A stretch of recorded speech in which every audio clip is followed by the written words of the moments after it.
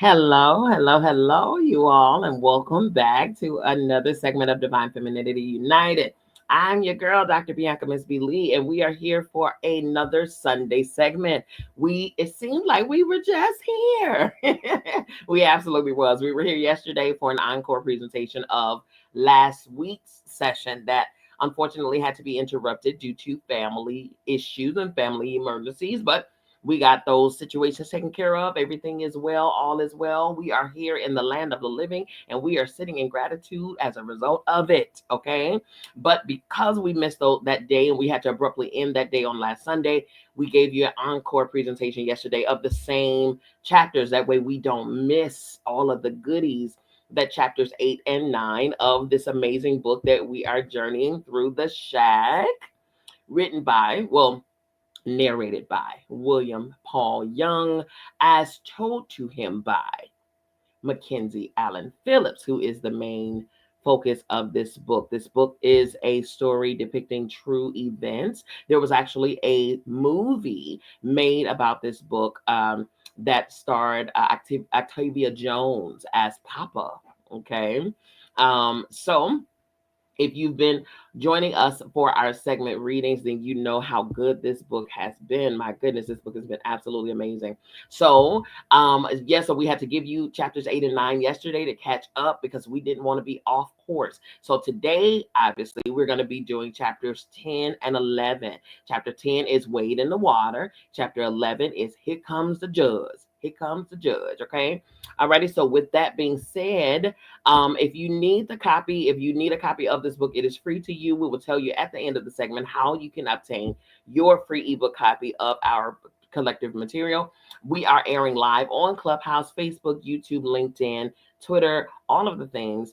And so wherever you are watching from, I want to thank you for your energy, for your presence, for your words, for your mind, for your heart, for your spirit, and for connecting with us here at Divine Femininity United. Okay.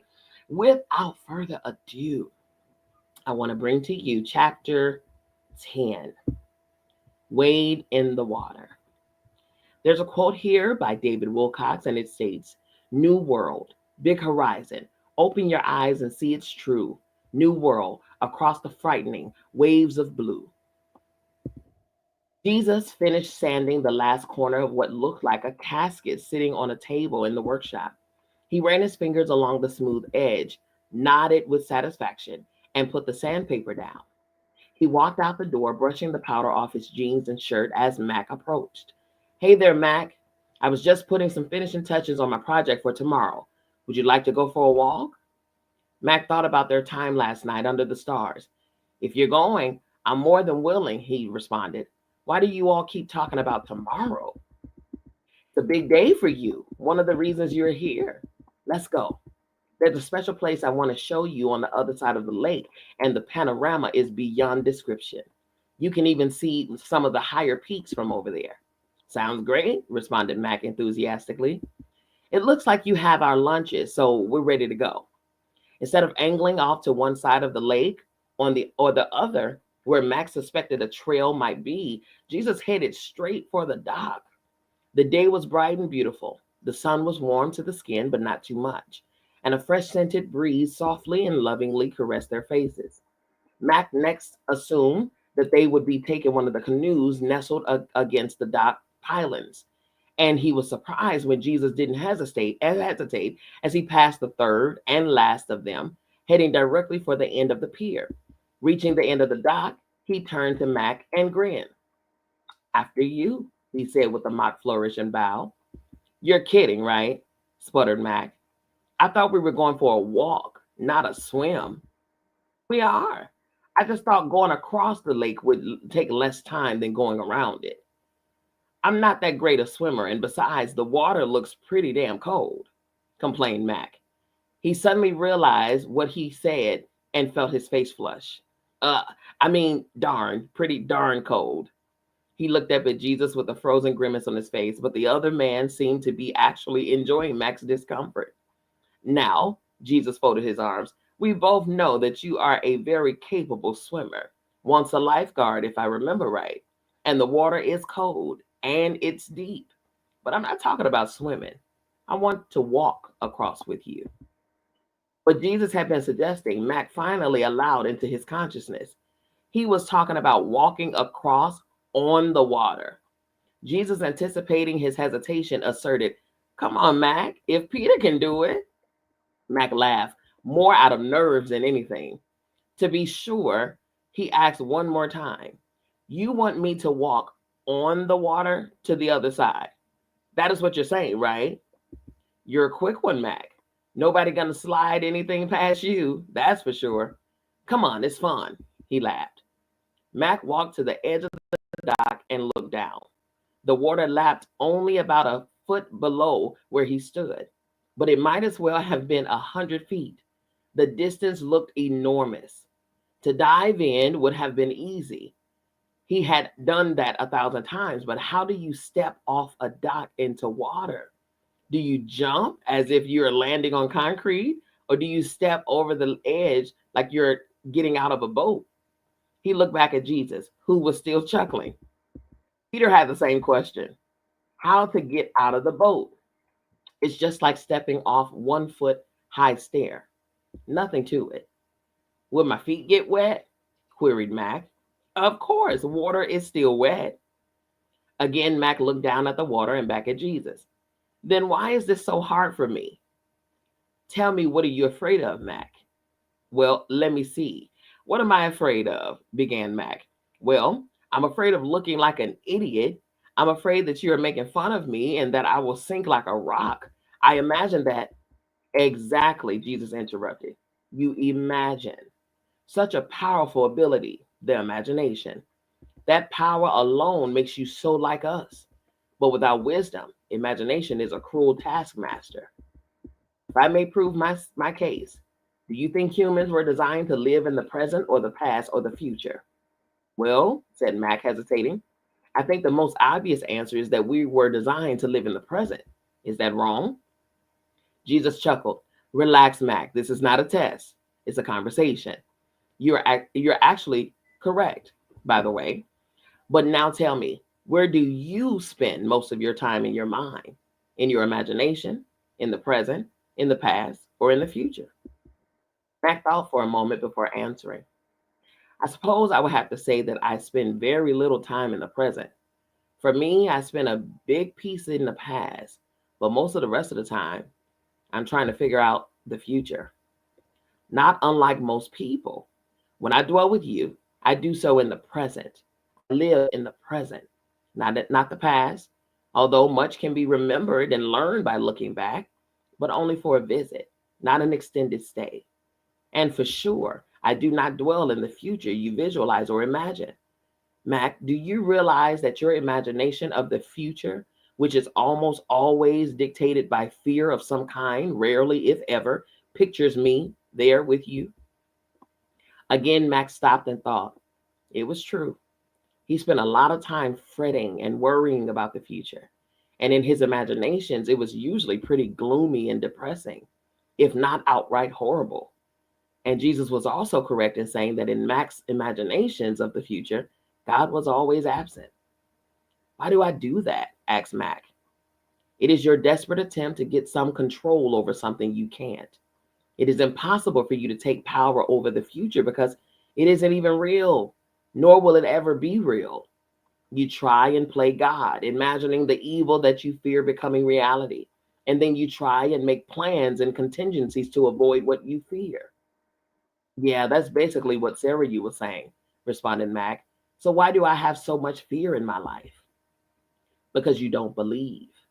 You don't know that we love you. The person who lives by their fears will not find freedom in my love. Oof, that's big. That's good. I'm not talking about rational fears regarding legitimate dangers, but imagined fears, and especially the projection of those into the future. To the degree that those fears have a place in your life, you neither believe I am good nor know deep in your heart that I love you. You sing about it, you talk about it, but you don't know it. Ooh, that's good, y'all.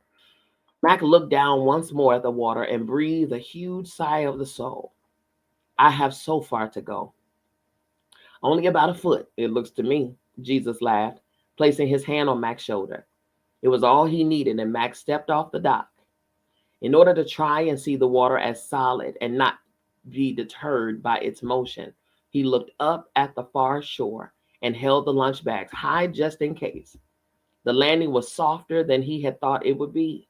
His shoes were instantly wet, but the water did not come up even to his ankles. The lake was still moving all around him, and he almost lost his balance because of it. It was strange. Looking down, it seemed that his feet were on something solid but invisible. He turned to find Jesus standing next to him, holding his own shoes and socks in one hand and smiling. We always take off our shoes and socks before we do this, he laughed. Mack shook his head, laughing as he sat back on the edge of the dock. I think I will anyway.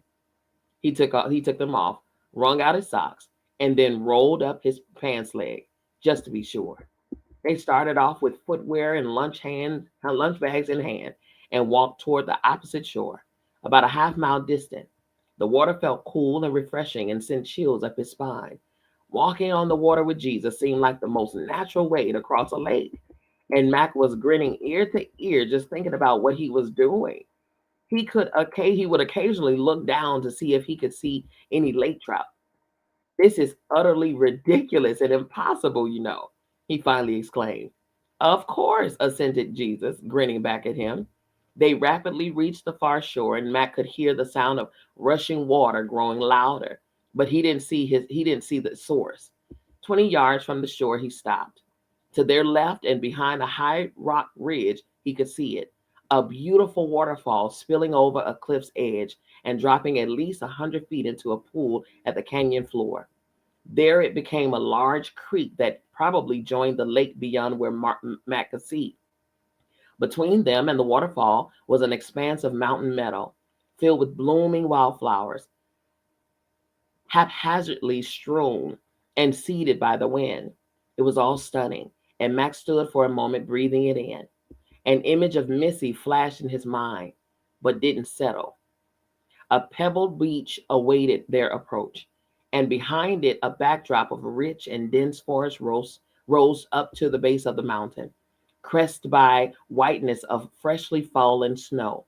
Slightly to their left, at the end of a small clearing, and just to the other side of a small babbling brook, a trail disappeared quickly into the wooded darkness. Max stepped off of the water and onto the small rocks, gingerly making his way toward a log that had fallen. There he sat down and again wrung out his socks, placing them and his shoes to dry in the near noon sun. Only then did he look up and across the lake. The beauty was staggering. He could make out the shack, where smoke leisurely rose from the red brick chimney as it nestled against the greens of the orchard and forest. But dwarfing it all was a massive range of mountains that hovered above and behind, like sentinels standing guard. Max simply sat, Jesus next to him, and inhaled the visual symphony. You do great work, he said softly. Thank you, Mac. And you've seen so little. For now, most of what exists in the universe will only be seen and enjoyed by me, like special canvases in the back of an artist's studio. But one day, and can you imagine this scene if the earth was not at war, striving so hard just to survive? And you mean what exactly? Our earth is like a child who has grown up without parents, having no one to guide and direct her. As Jesus spoke, his voice intensified in subdued anguish. Some have attempted to help her, but most have simply tried to use her. Humans who have been given the task to lovingly steer the world instead plunder her with no consideration other than their immediate needs. And they give little thought to their own children who will inherit their lack of love. So they use her and abuse her with little consideration. And then when she shudders or blows her breath, they're offended and raise their fists at God. You're an ecologist, Max said, half as an accusation. This blue-green ball in black space, filled with beauty even now, battered and abused and lovely. I know that song. You must care deeply about the creation, smiled Mac.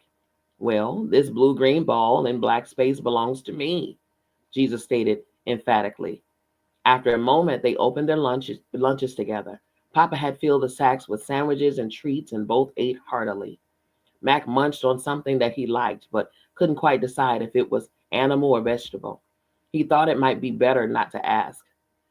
So why don't you fix it? Mac asked, munching on his sandwich. The earth, I mean. Because we gave it to you. Can't you take it back? Of course we could, but then the story would end before it was consummated. Mac gave Jesus a blank look. Have you noticed that even though you call me Lord and King, I have never really acted in that capacity with you? I've never taken control of your choices or forced you to do anything, even when what you were about to do was destructive or hurtful to yourself and others.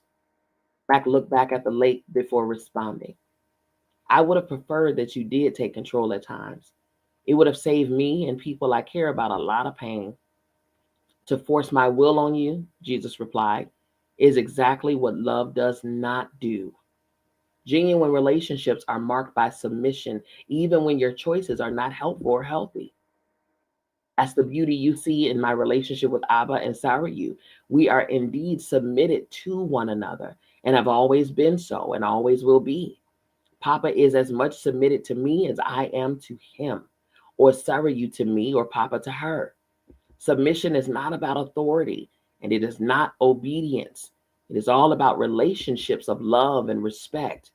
In fact, we are submitted to you in the same way. Mac was surprised. How can that be? Why would the God of the universe want to be submitted to me? Because we want you to join us in our circle of relationship. I don't want slaves to my will. I want brothers and sisters who will share life with me. And that's how you want us to love each other, I suppose. I mean, between husbands and wives, parents and children, I guess in any relationship. Exactly. When I am in your life, submission is the most natural expression of my character and nature. And it will be the most natural expression of your new nature within relationships. And all I wanted was a God who will just fix everything so no one gets hurt. Max shook his head at the realization. But I'm not very good at relationship stuff, not like Nan. Jesus finished the last bite of his sandwich and, closing his lunch bag, placed it down next to him on the log. He wiped off a couple crumbs that still adhered to his mustache and short beard. Then, grabbing a nearby stick, he began to doodle in the sand as he continued. That's because, like most men, you find what you think of as fulfillment in your achievements. And Nan, like most women, find it in relationships. It's more naturally her language. Jesus paused to watch an orspy dive into the lake not 50 feet from them and slowly take flight again, talons gripping a large lake trout still struggling to escape. Does that mean I'm hopeless? I really want I really want what the three of you share, but I have no idea how to get there. There's a lot in your way right now, Mac, but you don't have to keep living with it. I know that's truer now that Missy's gone, but it has never been easy for me. You're not just dealing with Missy's murder. There's a larger twisting that makes sharing life with us difficult. The world is broken because in Eden, you abandoned relationship with us to assert your own independence. Most men have expressed it by turning to work of their hands and the sweat of their brow to find their identity, value, and security. By choosing to declare what's good and evil, you seek to determine your own destiny. It was this turning that has caused so much pain. Jesus braced himself with a stick to stand and paused while Mack finished his last bite and stood to join him. Together they began walking along the lake shore. But that isn't all. The women's desire, and the word is actually her turning. So the woman's turning was not to the works of her hands, but to the man. And his response was to rule over her, to take power over her, to become the ruler. Before the choosing, she found her identity, her security, and her understanding of good and evil only in me, as did man. No wonder I feel like a failure with Nan. I can't seem to be that for her. You weren't made to be. And in trying, you'll only be playing God. Mac reached down, picked up a flat stone, and skipped it across the lake. Is there any way out of this? It is so simple, but never easy for you. By returning,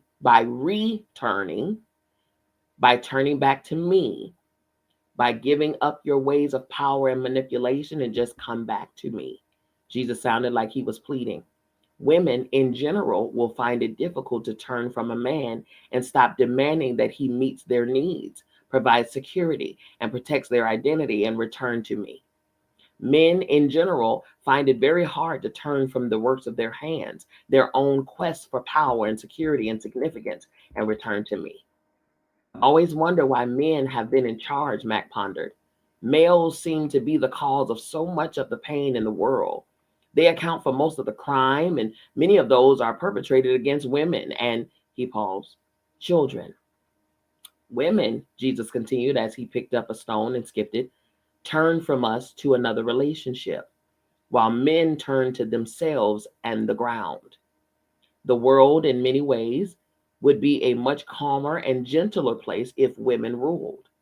There would have been far fewer children sacrificed to the gods of greed and power, and they would have fulfilled that role better.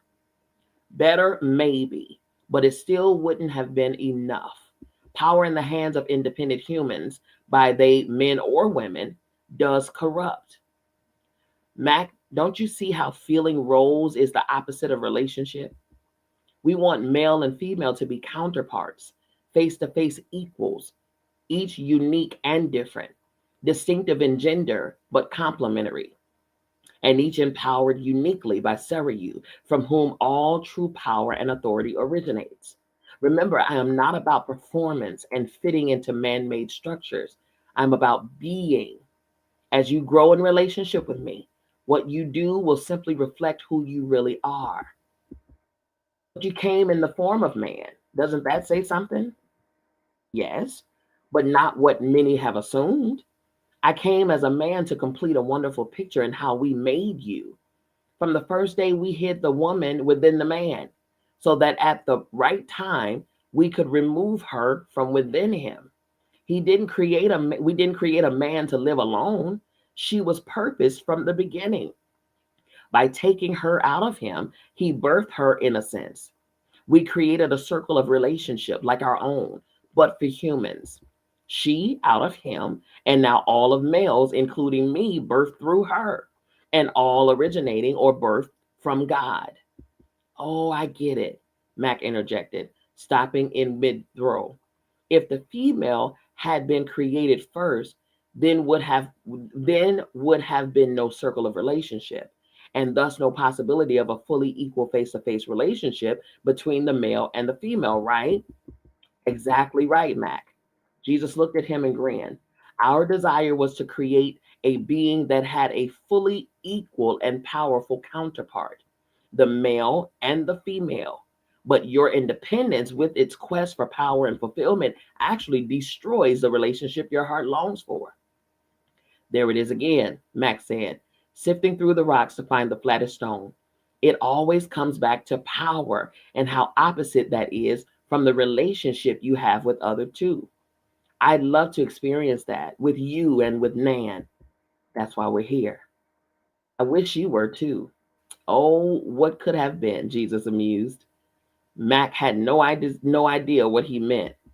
They were quiet for a few minutes, except for some grunting as rocks were thrown and the sounds they made skipping across the water. Jesus stopped just as he was about to throw a rock. One last thing that I want you to remember about this conversation, Mac, before you go. He tossed the rock. Mac looked up, surprised. Before I go, Jesus ignored his question. Mac, just like love, submission is not something that you can do, especially not on your own. Apart from my life inside of you, you can't submit to Nan or your children or anyone else in your life, including Papa. You mean, Mac interjected a little sarcastically, that I can't just ask, what would Jesus do? Jesus chuckled, good intentions, bad idea. Let me know how it works for you if that's the way you choose to go. He paused and grew sober. Seriously, my life was not meant to be an example to copy. Being my follower is not trying to be like Jesus. It means for your independence to be killed. I am to give you life, real life, my life. We will come and live our life inside of you so that you begin to see our through with our eyes and hear with our ears and touch with our hands and think like we do. But we will never force that union on you. If you want to do your thing, have at it. Time is on our side. This must be the dying daily that Sarah you was talking about, said Mack and nodded. Speaking of time, said Jesus, turning and pointing at the path that led into the forest at the end of the clearing. You have an engagement. Follow that path and enter where it ends.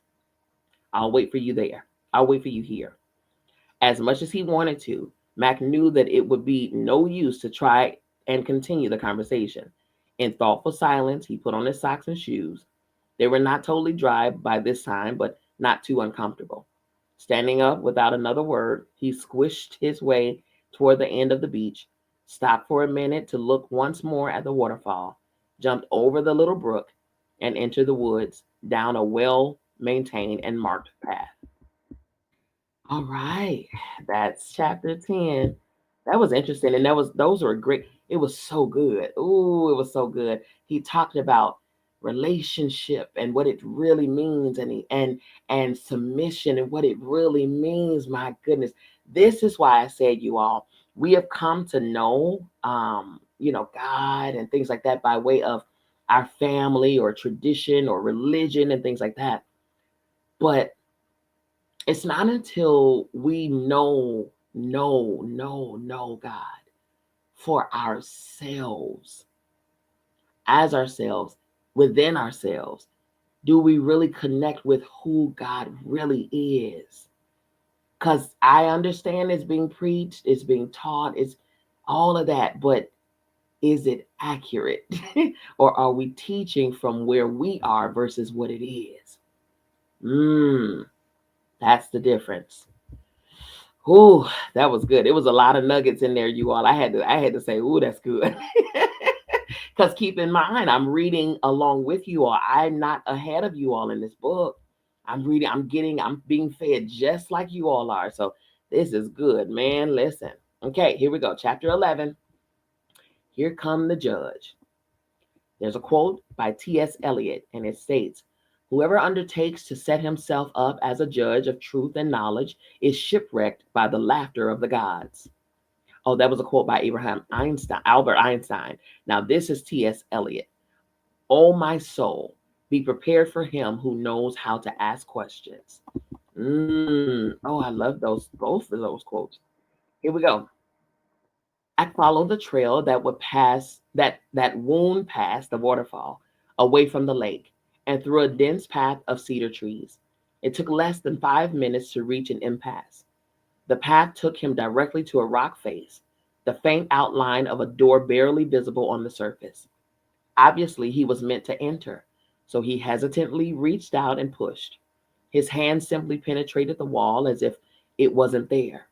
Mack continued to move cautiously forward until his entire body passed through what appeared to be the solid stone exterior of the mountain. It was thick black within, and he could see nothing. Taking a deep breath and with his hands outstretched in front of him, he ventured a couple small steps into the inky darkness and stopped. Fear seized him as he tried to breathe, unsure whether or not to continue. As his stomach clenched, he felt it again, the great sadness settling on his shoulders with its full weight almost suffocating him. He desperately wanted to back out into the light, but in the end, he believed that Jesus would not have sent him in here without a good purpose. He pressed in further. Slowly, his eyes recovered from the shock of moving from daylight into such deep shadows, and a minute later, they adjusted enough to make out a single passageway curving off to its left, and he followed it.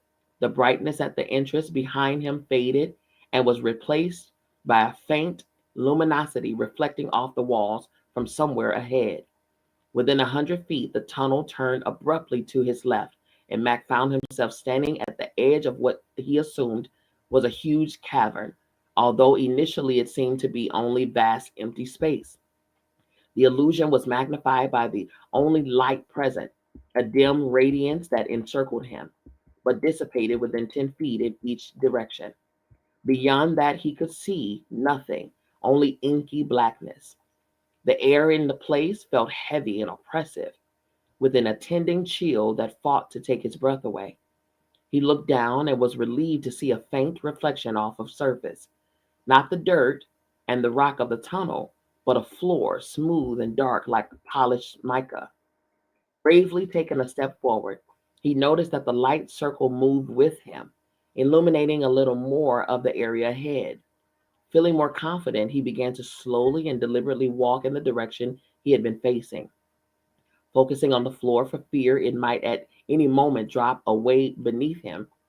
He was so intent on watching his feet that Mac blundered into an object in front of him and almost fell.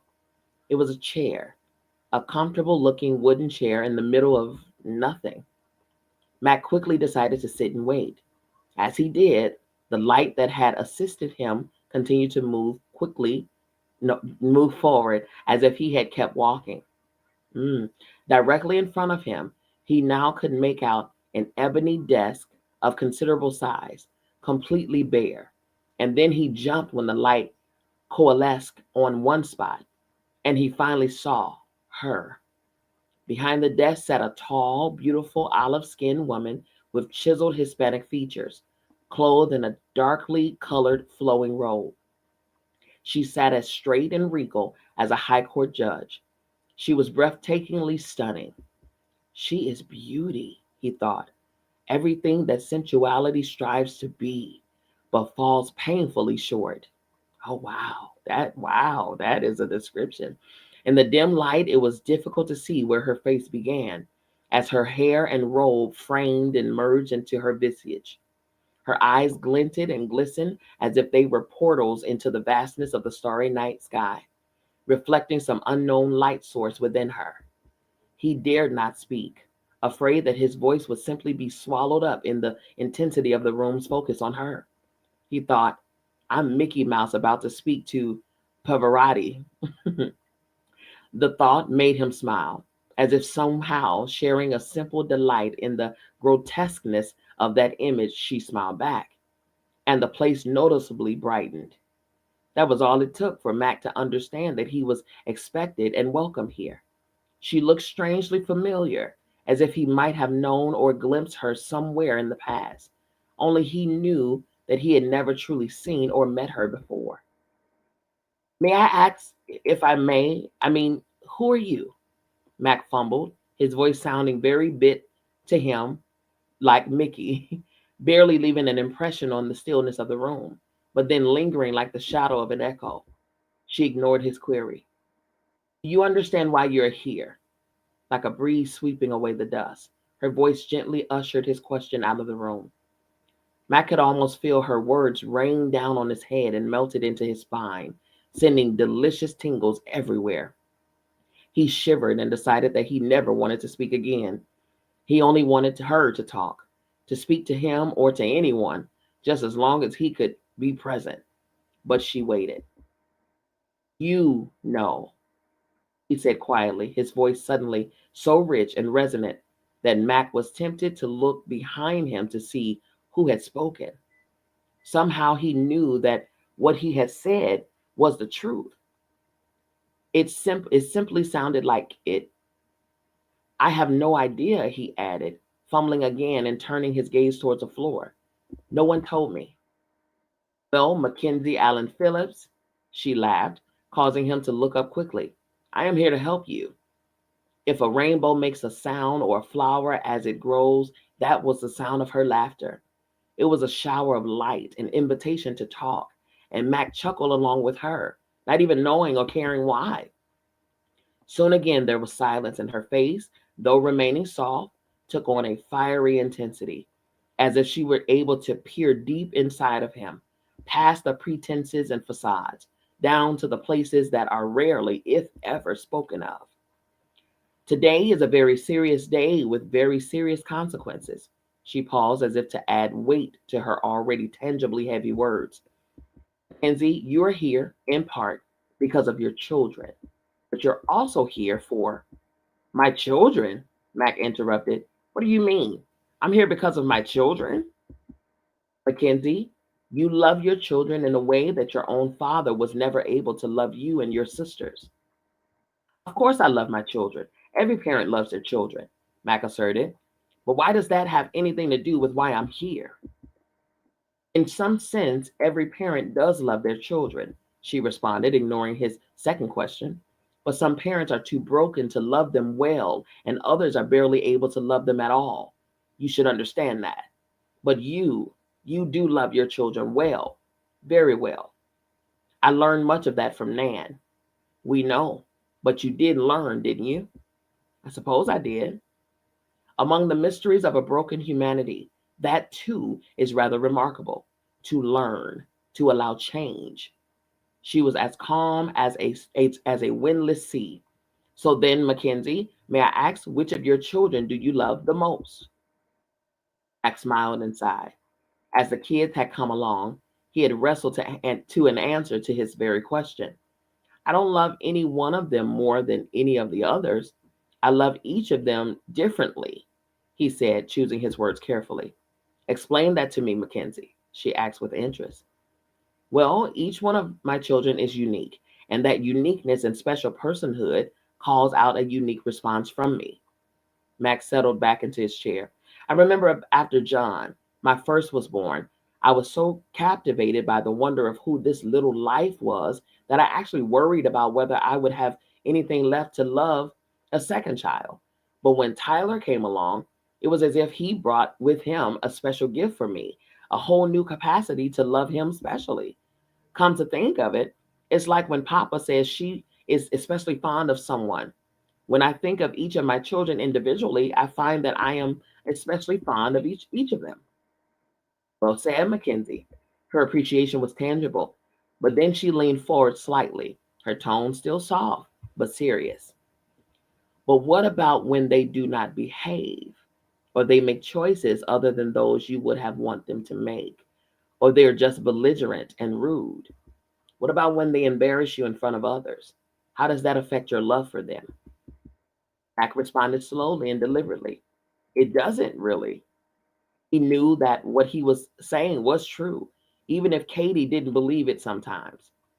I admit that it does affect me, and sometimes I get embarrassed or angry, but even when they act badly, they are still my son or my daughter. They're still Josh or Kate, and they will be forever. What they do might affect my pride, but not my love for them.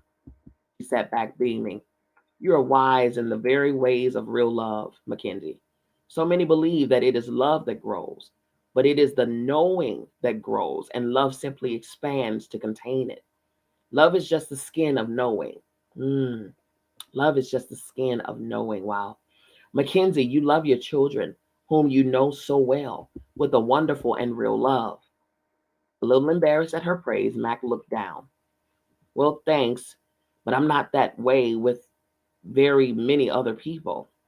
My love tends to be pretty conditional most of the time, but it's a start, isn't it, Mackenzie?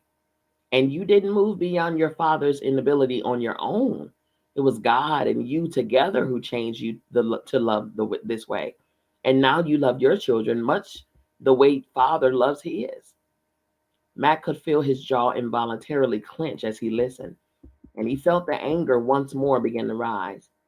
What should have been a reassuring commendation seemed more like a bitter pill that he now refused to swallow. He tried to relax to cover his emotions, but by the look in her eyes, he knew that it was too late. She mused. Something I said bothered you, Mackenzie? Her gaze now made him uncomfortable. He felt exposed. Mackenzie, she encouraged, is there something you would like to say? The silence left by her question now hung in the air. Max struggled to retain his composure. He could hear his mother's advice ringing in his ear. If you don't have anything nice to say, better to not speak at all. Uh, well, no, not really. Mackenzie, she prompted. This is not a time for your mother's common sense. This is a time for honesty, for truth. You don't believe that Father loves his children very well, do you? You don't truly believe that God is good, do you? Is Missy his child? Max snapped. Of course, she answered. Then no. he blurted, rising to his feet. I don't believe that God loves all his children very well. He had said it, and now his accusation echoed off whatever walls surrounded the chamber. While Max stood there, angry and ready to explode, the woman remained calm and unchanging in her demeanor. Slowly, she rose from her high back chair, moving silently behind it and motioning him toward it. Why don't you sit here? Is that what honesty gets you? The hot seat? He muttered sarcastically, but he didn't move, simply staring back at her. Mackenzie, she remained standing behind her chair. Earlier, I began to tell you why you are here today. Not only are you here because of your children, but you are here for judgment. As the word echoed in the chamber, panic rose inside Mack like a swelling tide, and slowly he sank into his chair.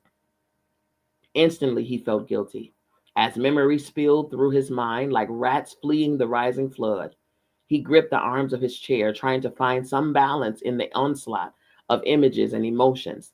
His failures as a human being suddenly loomed large, and in the back of his mind, he could almost hear a voice intoning his catalog of sins, his dread deepening as the list grew longer and longer. He had no defense. He was lost, and he knew it. Mackenzie, she began, only to be interrupted. Now I understand. I'm dead, aren't I? That's why I can see Jesus and Papa, because I'm dead. He sat back and looked up into the darkness, feeling sick to his stomach. I can't believe it. I didn't even feel anything. He looked at the woman who patiently watched him. How long have I been dead? He asked. I am I am so tickled. I am so tickled. Oh my goodness. He is dramatic. He is, oh my goodness, that is so funny. He said, he said, how long have I been dead? Okay, she said, Mackenzie, she began, I am sorry to disappoint you, but you have not yet fallen asleep in your world. And I believe that you have missed again. Mack cut her off. I'm not dead. Now he is incredulous and stood again to his feet. You mean all of this is real and I'm still alive? But I thought you said I came here for judgment. I did, she stated matter of factly, and a look of amusement on her face. But judgment? And I'm not even dead? Oh my goodness, this is hilarious. This is so funny.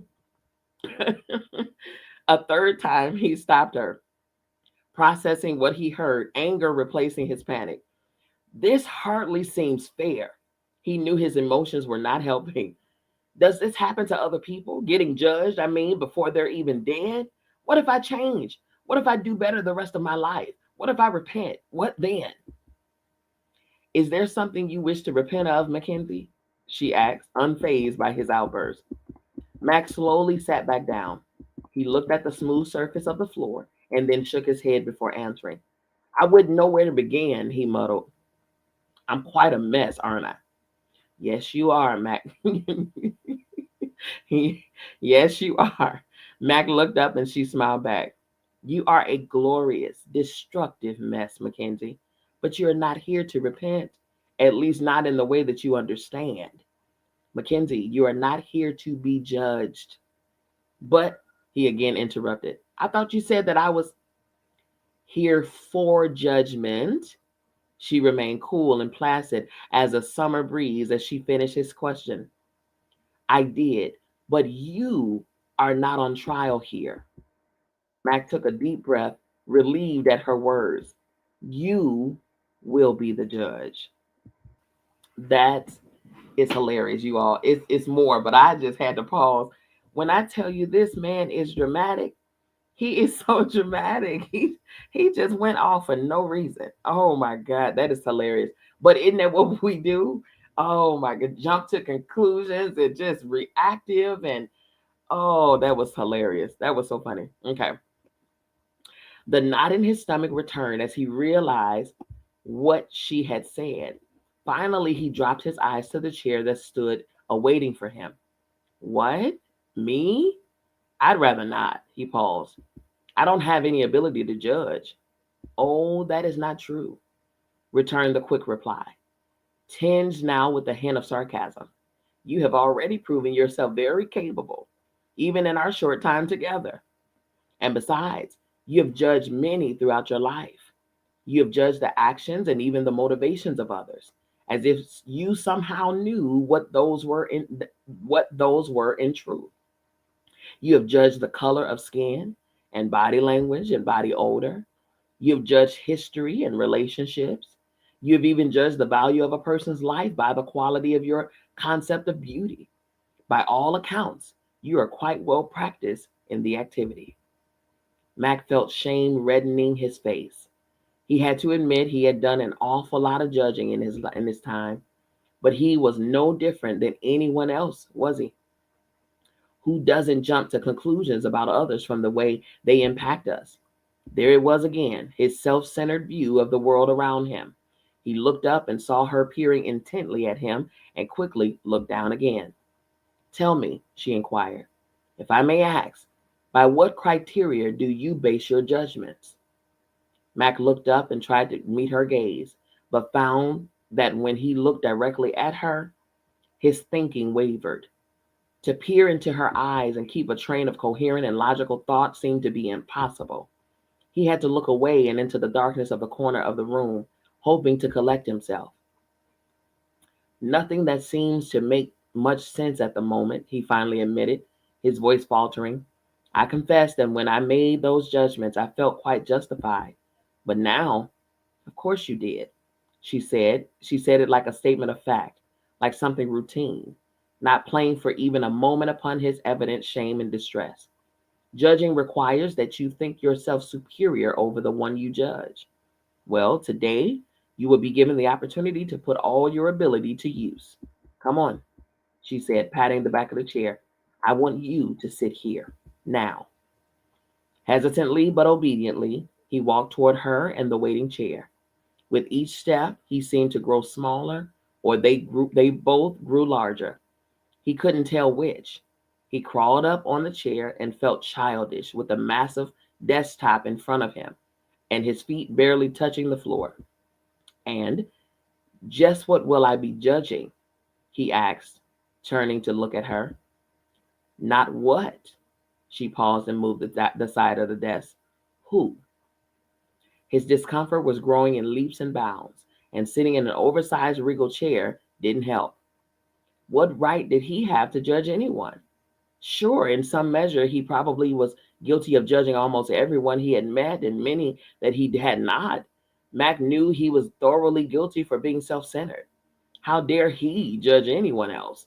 All his judgments had been superficial, based on appearance and actions, things easily interpreted by whatever state of mind or prejudice that supported the need to exalt himself or to feel safe or to belong. He also knew that he was starting to panic. Your imagination, she interrupted his train of thought, is not serving you well at this moment. No kidding, Sherlock, is what he thought. But all that came out of his mouth was, a week, I really can't do this. Whether you can or cannot is yet to be determined, she said with a smile. And my name is not Sherlock. Mack was grateful for the darkened room that hid his embarrassment. The silence that followed seemed to hold him captive for much longer than the few seconds it actually took to find his voice and finally ask the question. So who is it that I'm supposed to judge? God, she paused, and the human race. She said it as if it was of no particular consequence. It simply rolled off her tongue, as if this were a daily occurrence. Mack was dumbfounded. You've got to be kidding, he exclaimed. Why not? Surely there are many people in your world you think deserve judgment. There must be at least a few who are to blame for so many of the pain and suffering. What about the greedy who feed off the poor of the world? What about the ones who sacrifice their young children to war? What about the men who beat their wives, Mackenzie? What about the fathers who beat their sons for no reason but to assuage their own suffering? Don't they deserve judgment, Mackenzie? Mack could sense the depths of his unresolved anger rising like a flood of fury. He sank back into the chair, trying to maintain his balance against an onslaught of images, but he could feel his control ebbing away. His stomach knotted as he clenched his fist, his breathing coming short and quick. And what about the man who preys on innocent little girls? What about him, Mackenzie? Is that man guilty? Should he be judged? Yes, screamed Mack. Damn him to hell. Is he to blame for your loss? Yes. What about his father, the man who twisted his son into terror? What about him? Yes, him too.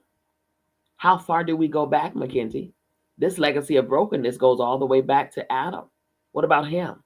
Why stop there? What about God? God started this whole thing. Is God to blame? Mack was reeling. He didn't feel like a judge at all, but rather the one on trial. The woman was unrelenting. Isn't this where you are stuck, Mackenzie? Isn't this what fuels the great sadness? That God cannot be trusted? Surely a father like you can judge the father. Again, his anger rose like a towering flame. He wanted to lash out, but she was right, and there was no point in denying it. She continued, isn't that your just complaint, Mackenzie? That God has failed you, that he failed Missy, that before the creation, God knew that one day your Missy would be brutalized, and still he created. And then he allowed that twisted soul to snatch her from your loving arms. And when he had the power to stop him, isn't God to blame, Mackenzie? Mack was looking at the floor, a flurry of images pulling his emotions into every direction.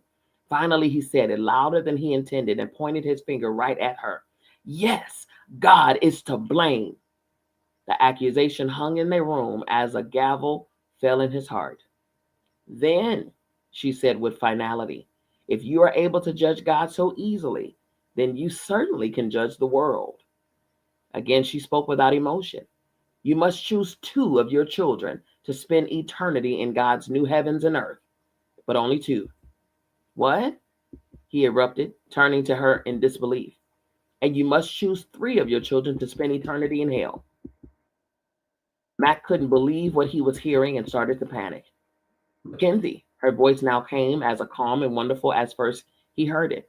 I am only asking you to do something that you believe God does. He knows every person ever conceived, and he knows them so much deeper and clearer than you will ever know your own children. He loves each one according to his knowledge of being of that son and daughter. You believe he will condemn most to eternity of torment away from his presence and apart from his love. Is that not true? I suppose I do. I've just never thought about it like this. He was stumbling over his words in his shock. I just assumed that somehow God could do that. Talking about hell was always sort of an abstract conversation, not about anyone that I truly. Mack hesitated, realizing that what he was about to say would sound ugly. Not about anyone that I truly cared about. So you suppose then that God does this easily, but you cannot. Come now, Mackenzie. Which 3 of your 5 children will you sentence to hell? Katie is struggling with you the most right now.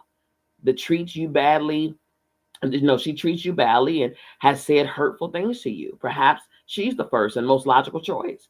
What about her? You are the judge, Mackenzie, and you must choose. I don't want to be the judge, he said, standing up.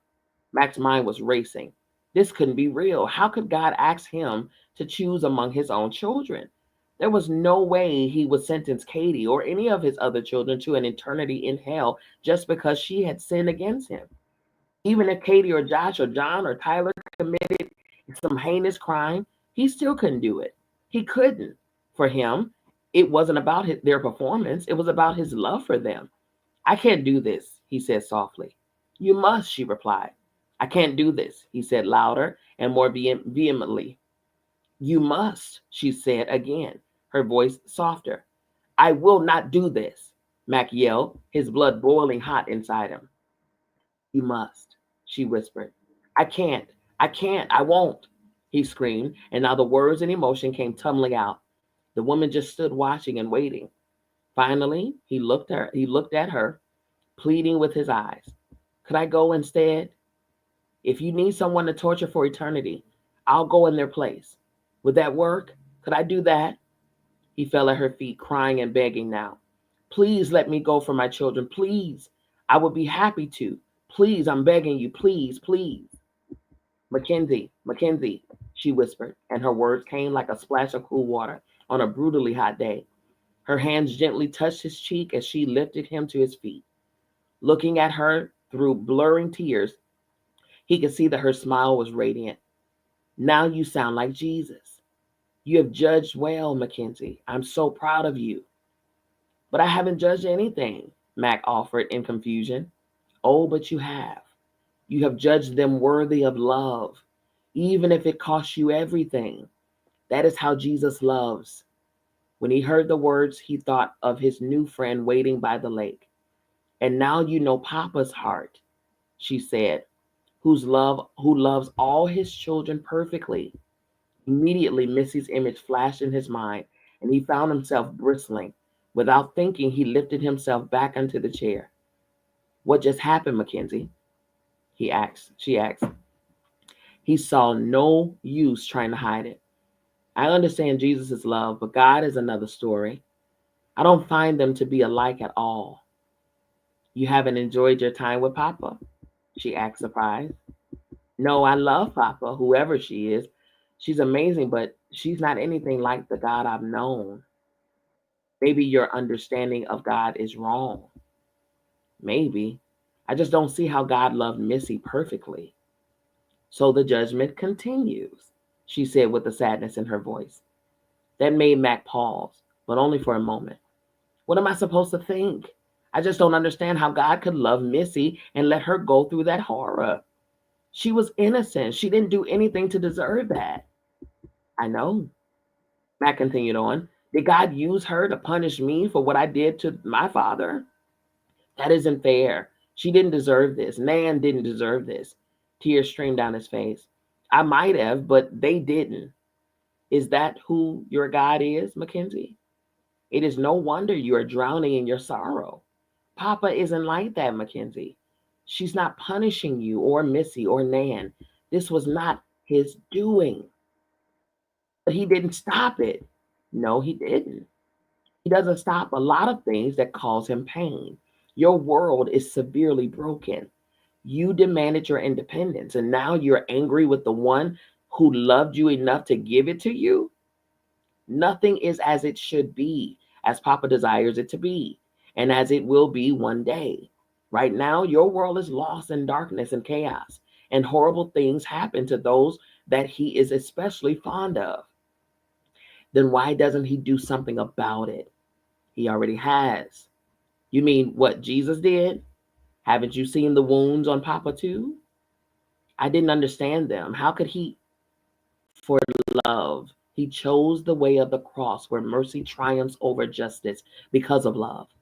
Would you instead prefer he'd chosen justice for everyone? Do you want justice, dear judge?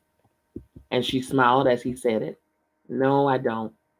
And he said as he lowered his head, not for me and not for my children. She waited.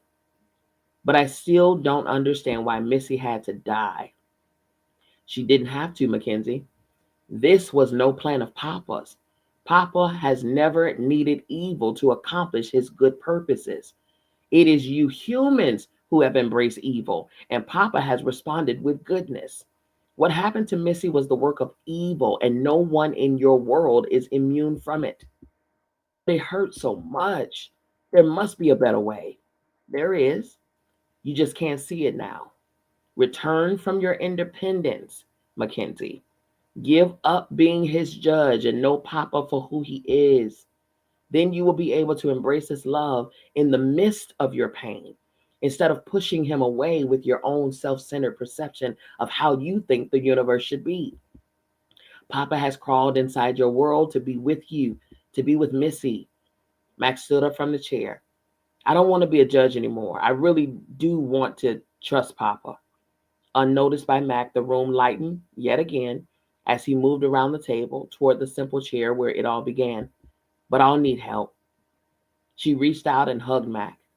Now that sounds like the start of a trip home, Mackenzie. It certainly does.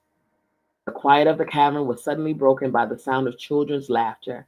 It seemed to be coming through one of the walls, which Mack could now clearly see as the room continued to brighten. As he stared in that direction, the stone surface grew increasingly translucent, and daylight filtered into the cave.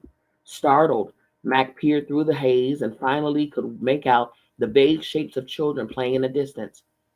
Those sound like my kids, Mack exclaimed, his mouth open in astonishment. Moving to the wall, the mist parted like someone had drawn a curtain, and he was unexpectedly looking out across a meadow, back toward the lake. In front of him loomed the backdrop of high snow covered mountains, perfect in their majesty, dressed in heavily wooded forests. And nestled at their feet, he could clearly see the shack where he knew Papa and Sarayu would be waiting for him. A large stream tumbled out of nowhere, driving in front of him, and flowed into the lake alongside fields of high country flowers and grasses. The sounds of birds were everywhere, and the sweet scent of summer hung rich in the air. All this Max saw, heard, and smelled in an instant, but then his gaze was drawn to movement, to the group playing along and eating near where the stream flowed into the lake less than 50 yards away. He saw his children there, John, Tyler, Josh, and Kate. But wait, there was another. He gasped, trying to focus more intently. Moving toward them, he pushed up against an unseen force as if the stone wall were still invisibly in front of him. Then it became clear. Missy. There she was, kicking her bare feet in the water, as if she were heard, if she heard them. Missy broke from the group and came running down the trail that ended directly in front of him. Oh my God, Missy! He yelled and tried to move forward through the veil that held them separate. To his consternation, he ran into a power that would not allow him to get closer, as if some magnetic force increased in direct opposite of its effort, deflected him back into the room. She cannot hear you. Mac didn't care. Missy, he screamed. She was so close. The memory that he had been trying so hard not to lose, but had felt slowly slipping away, now snapped back. He looked for some kind of handhold, as if he could pry whatever it was open and find some way to get through to his daughter, but there was nothing. Meanwhile, Missy had arrived and stood directly in front of him. Her gaze was clearly not at them, but at something that was in between, larger and obviously visible to her, but not to him. Mac finally quit fighting the force field and half turned to the woman. Can she see me? Does she know that I'm here? He asked desperately. She knows that you are here, but she cannot see you. From her side, she is looking at the beautiful waterfall and nothing more, but she knows you are behind it. Waterfalls, Mac exclaimed, laughing to himself. She just can't get enough of waterfalls. Now Mac focused on her, trying to memorize again every detail of her expression and hair and hands. As he did so, Missy's face erupted in a huge smile, dimples standing out.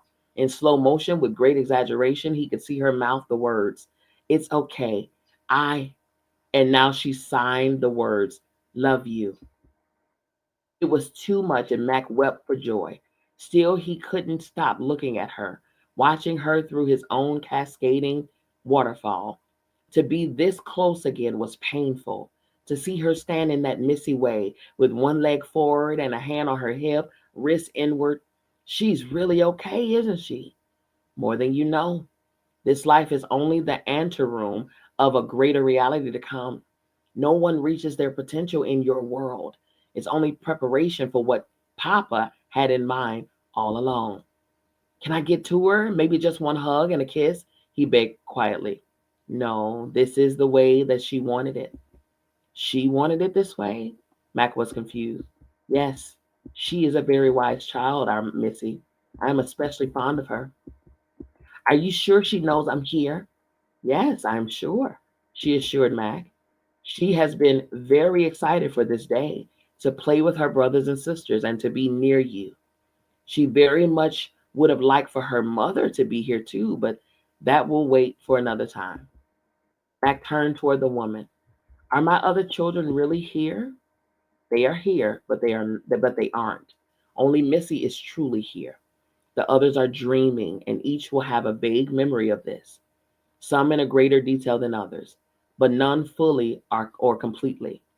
This is a very peaceful time of sleep for each of them, except Kate. This dream will not be easy for her. Missy, though, is fully awake. Mack watched every move his precious Missy was making. Has she forgiven me? He asked. Forgiving you for what? I failed her, he whispered. It would be her nature to forgive, if there were anything to forgive, which there is not. But I didn't stop him from taking her. He took her while I wasn't paying attention. His voice trailed off. If you remember, you were saving your son. Only you in the entire universe believe that somehow you are to blame. Missy doesn't believe that, nor Nan, nor Papa. Perhaps it's time to let that go, that lie.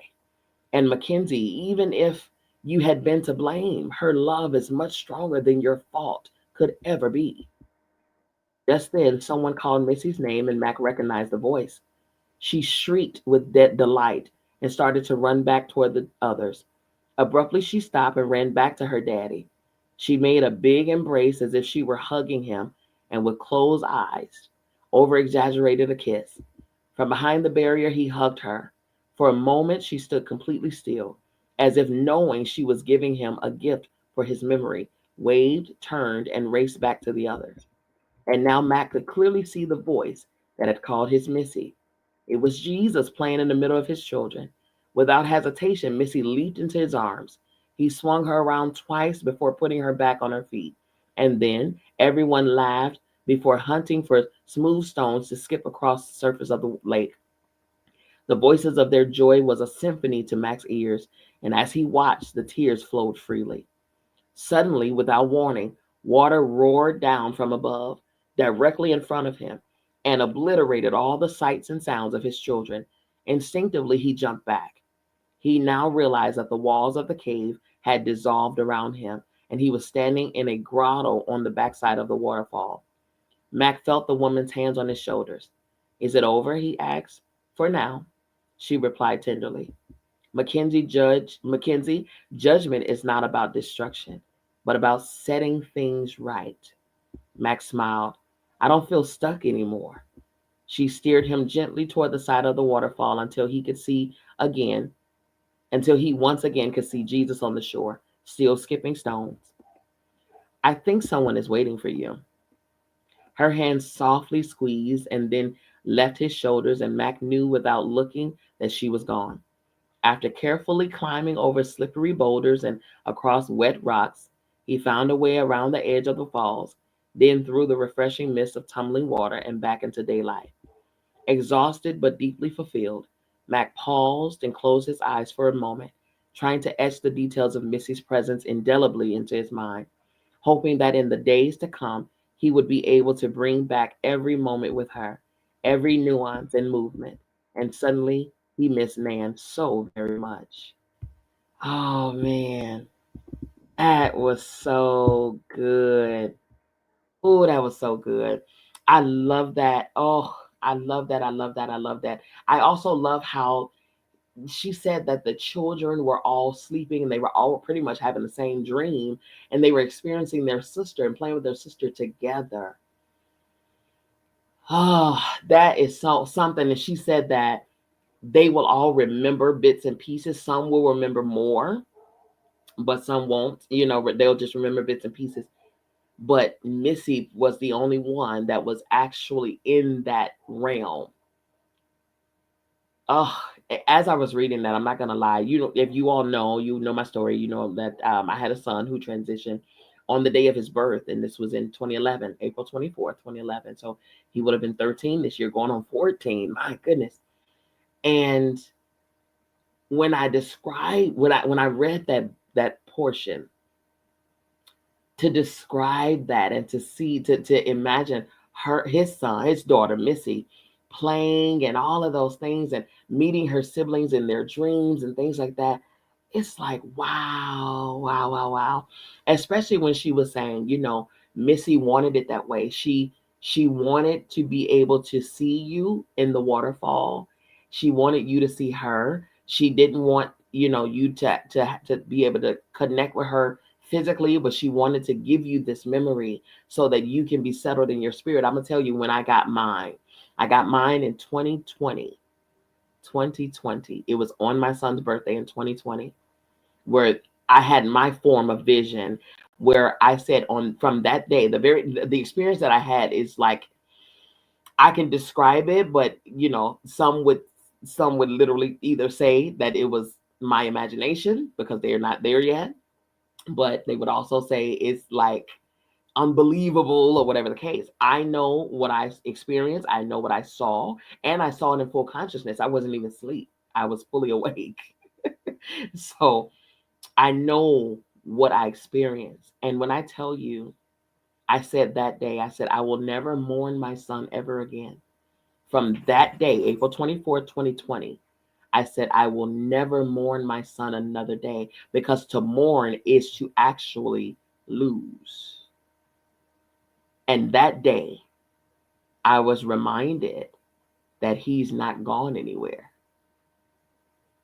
And so I just get to experience him in a different way, in a different form. Energy and spirit doesn't die. It's not born. It doesn't need to be born. It doesn't need to die. It just changes forms. It changes shape. It changes, how you get it's a change in how you get to experience it. And when I understood that, I said that day, I said, I will never mourn my son again. I will simply enjoy his presence in new form, in original form, rather. Ah, that's good. Oh, my goodness, you all. This book. Oh, my word. Listen, if you don't have this book, get this book, man. Get this book. I'm trying to tell you. How do you get to book? To receive your ebook, you can just reach out to us via email. Reach out. It is free to you. You can send an email request to info@biancamissblee.com. Send your email request. The book is free to you. Of course, we are a nonprofit organization, so donations we do welcome, but they are not required for you to get the reading material.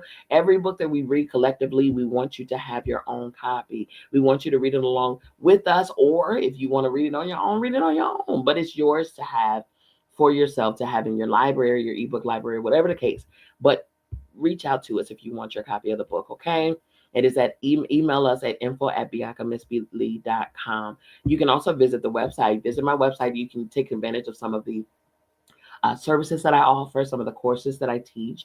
You can purchase some of the books that I've written.